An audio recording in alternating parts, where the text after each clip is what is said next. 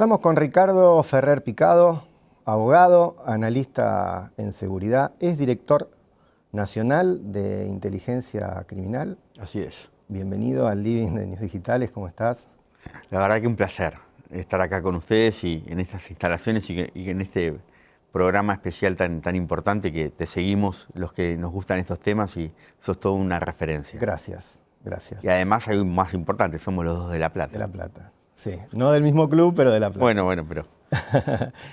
Interveniste en la liberación de Nahuel Gallo, me contabas recién. Sí, llevamos durante muchos meses ese seguimiento de trabajo.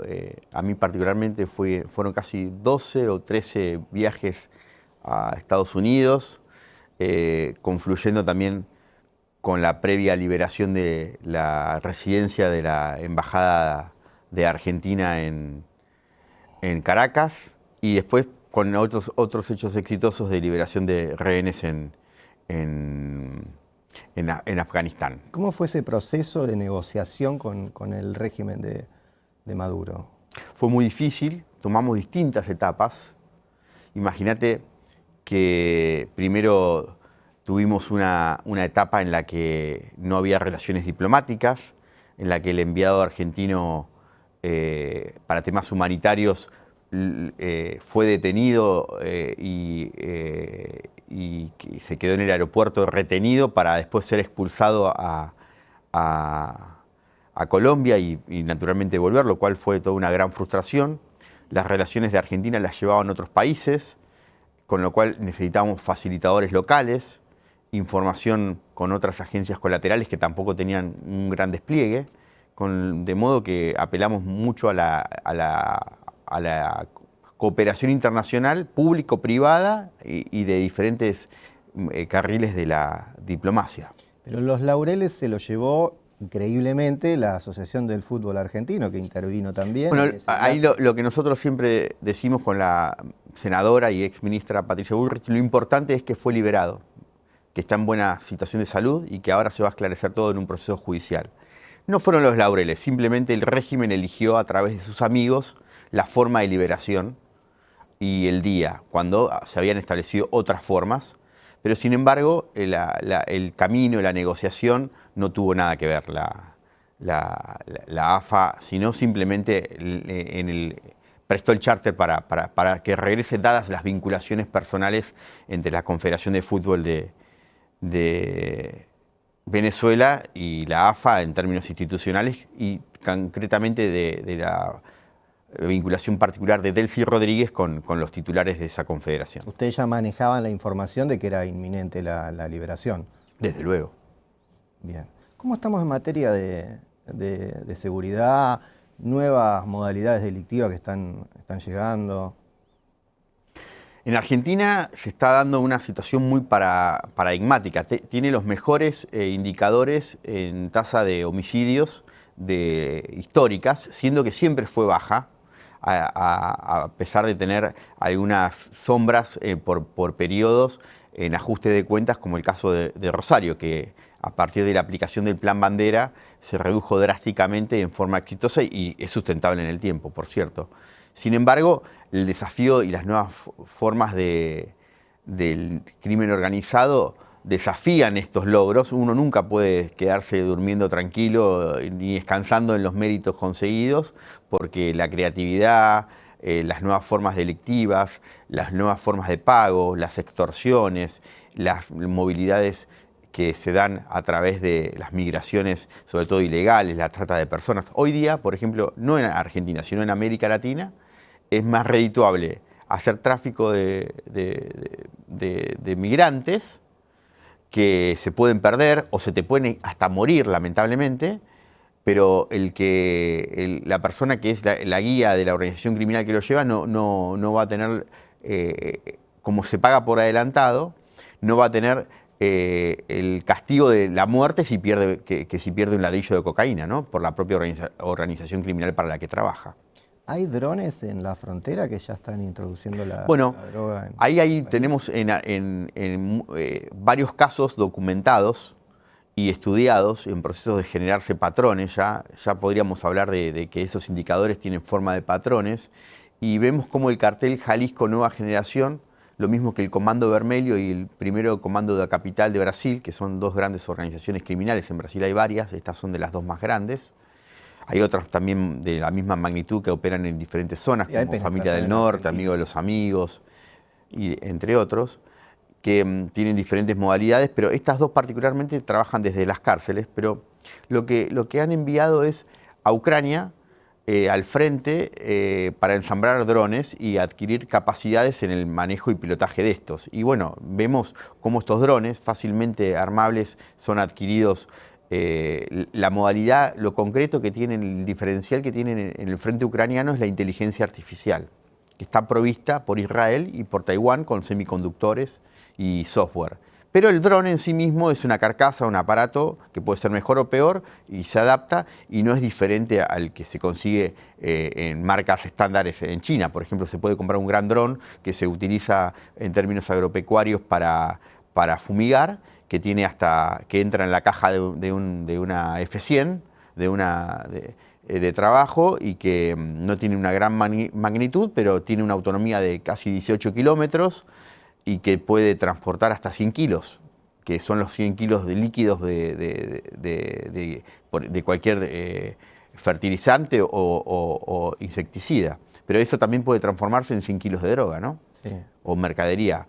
Con lo cual abarata los costos, pues simplemente con un piloto abarata los riesgos, porque en el caso de que haya no hay detenidos, y en el peor de los casos se pierde la mercadería ilegal y se pierde el dron, que cada vez tiene mayor accesibilidad y es más económico, mucho menos si comparamos con una avioneta. Claro, el tema es el volumen ahí, porque una avioneta puede trasladar muchísimo más. Bueno, pero no, las avionetas no tienen más de 500, 600 kilos y acá estamos hablando de 500 kilos, ¿no? De 100 kilos por cada envío, con lo cual con una pequeña logística terrestre y 5 envíos prácticamente los están igualando. Bien, o sea que estaría cambiando, digamos, directamente. Y eso te cambia la modalidad de la situación del narcotráfico en las diferentes fronteras de América Latina y concretamente Argentina no deja de ser parte de América Latina, por más que tenga mejores índices y mejor capacidad disuasoria y de respuesta. Porque en Santa Fe siguen aterrizando. Y se han dado casos de que desde Bolivia han llegado hasta Santa Fe y hasta fueron detectados y otros abandonados y localizados o interferidos por las fuerzas de seguridad. Te cambio de tema. Hace poco, acá en la ciudad de Buenos Aires, Jorge Macri anunció la creación de un banco de datos genéticos, una herramienta que funciona hace más de 10 años en Mendoza. ¿Por qué tarda tanto en llegar al resto del país? Realmente no hay más respuesta que una situación de voluntad política, porque el mayor desafío que eso demuestra que con recursos argentinos se puede hacer y tiene unas tasas a diferencia y compartiendo y comparando con el CODIS del FBI, muy buenas. Realmente en Mendoza funcionó muy bien. Imagínate si eso es interoperable con el resto de los 23 distritos de la Argentina que siguen a Mendoza, cómo se podría generar avances en las investigaciones. Por supuesto que no es mágico, ni es 100% seguro, pero te puedo asegurar que un 98-99% sí, y que haría ganar mucho tiempo y complementaría las investigaciones y que lo que hizo la ciudad de Buenos Aires realmente es muy importante. Pero llega tarde. Pero antes que otros que no lo hicieron aún, ¿no? Bien, porque la base de datos de Mendoza además tiene más de 100.000 muestras. 85.000. Yo tenía ese número un poco más alto.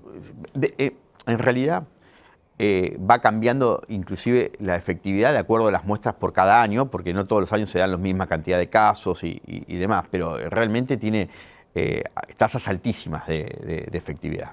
Pero es el banco de datos, eso es lo que quería decirte, más grande de América Latina, sí. También.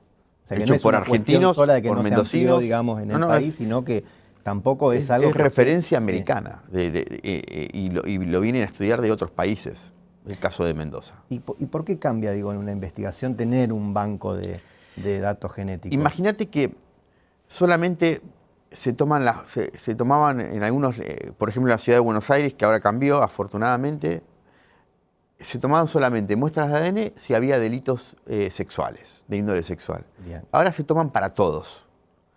Lo cual no implica más que tomar, ¿qué es el ADN? Es la huella digital del siglo XXI, ¿no? Ahora, no se toma, ni siquiera se la vincula a una persona, se la vincula a un número, que además, si esa persona es declarada inocente, se borra. Lo cual, para mí, yo la mantendría, porque puede ser declarada inocente en ese caso, pero no en otro. Ahora, nadie ingresa a la carrera delictual con un homicidio, ¿no? Y acá estamos hablando básicamente de esclarecer homicidios. Y la ciudad de Buenos Aires está esclareciendo como nunca antes homicidios, desde su dirección de investigación policial. Arrancan, digamos, vos lo que decís es que... Con esta herramienta yo creo que van a ser un delincuente arranca con delitos menores, ¿no? Siempre, ¿no? Es muy difícil, muy excepcional que un delincuente arranque ya con un caso de homicidios, ¿no?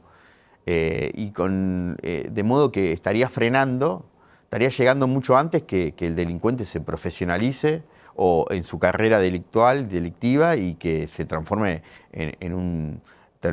lamentablemente hablamos de carrera, ¿no? Pero su derrotero delictual termine en un homicidio, ¿no? Podríamos como sociedad atenderlo antes, prevenirlo y reencauzarlo probablemente. ¿Puede tener un efecto preventivo? Sin lugar a dudas y disuasivo también, ¿Sí? Dada su disuasión. Imagínate que Gary Becker ganó un premio Nobel en el que hablaba de la economía del delito, ¿no? Entonces, la opción racional está dada en que el delincuente, antes de robar, va a medir si no hay casos en los que en delitos similares tuvieron respuesta ni sanción, ¿por qué la va a tener él? Entonces se tira el lance. Ahora, si ve que 2 o 3 que lo hicieron estuvieron detenidos y penados, y no lo va a hacer. De ahí hay estudios muy importantes, además que complementan esto que te estoy diciendo. Por ejemplo, la pena de muerte en muchos países en Asia no se ejecuta actualmente. Ahora, funciona de esa manera.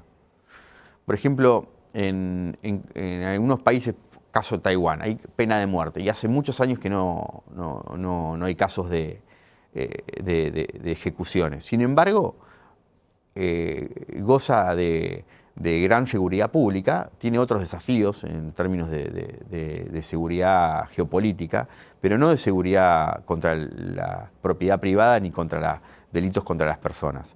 Porque aquellos que lo cometen saben que pueden tener una pena de muerte. ¿Sirve la pena de muerte? ¿Vos estás de acuerdo con la pena de muerte? Yo particularmente, por términos éticos, no estoy de acuerdo. Creo que en la Argentina no debería ser aplicada. Argentina sería un horror. Ya de por sí. Por la falencia que tiene la justicia. No podría ser aplicada, según la Convención de San José de Costa Rica. Los países que la derogaron no pueden reimplantarla.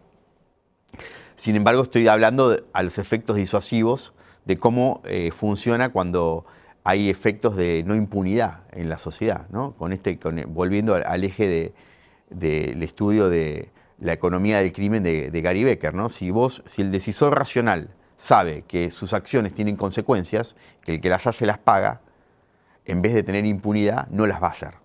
Y eso sí es disuasivo. Volviendo al tema del ADN, algunos cuestionan el tema de la privacidad, que un banco genético podría afectar la privacidad. ¿Estás de acuerdo?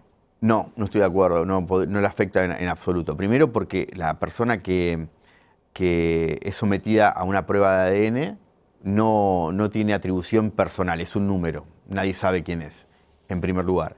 En segundo lugar, porque quien lo toma es porque tiene un hecho, una causa inicial que lo justifica, no es que uno va a andar la policía juntando ADN de ciudadanos por la calle, no, es que...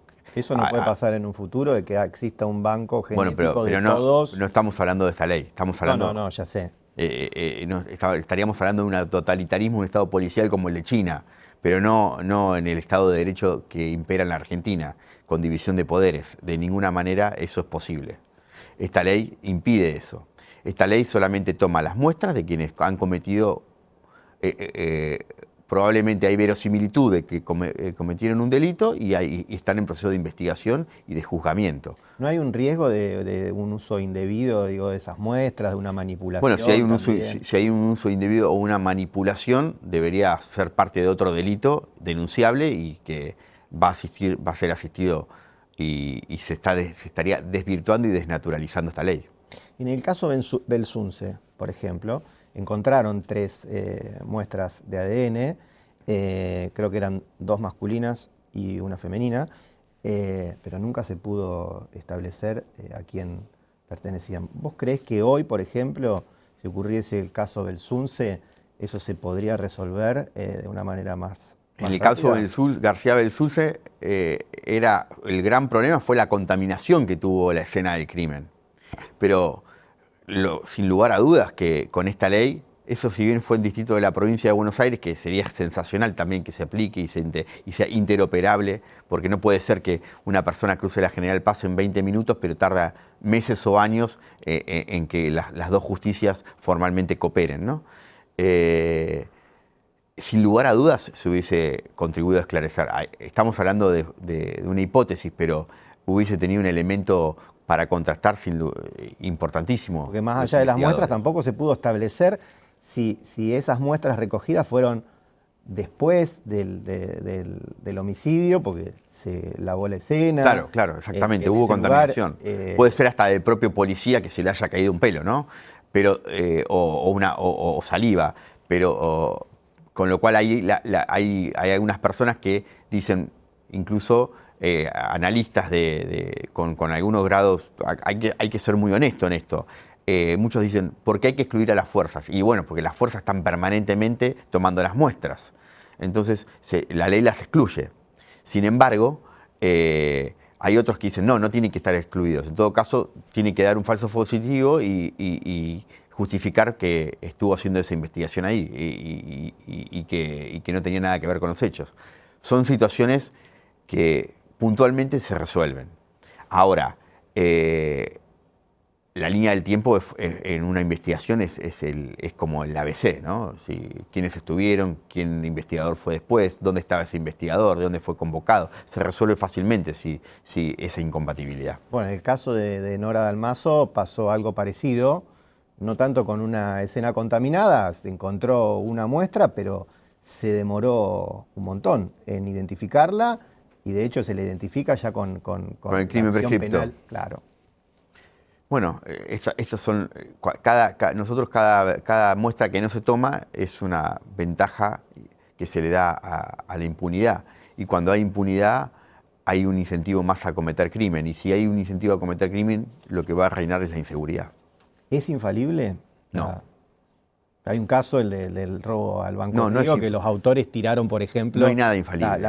Somos seres humanos. Sí. Y la justicia la ejecutan seres humanos. Ahora, cuando somos más y más organizados y tenemos más controles, somos mejores y es más infalible. Ricardo, gracias. Muchas gracias a vos.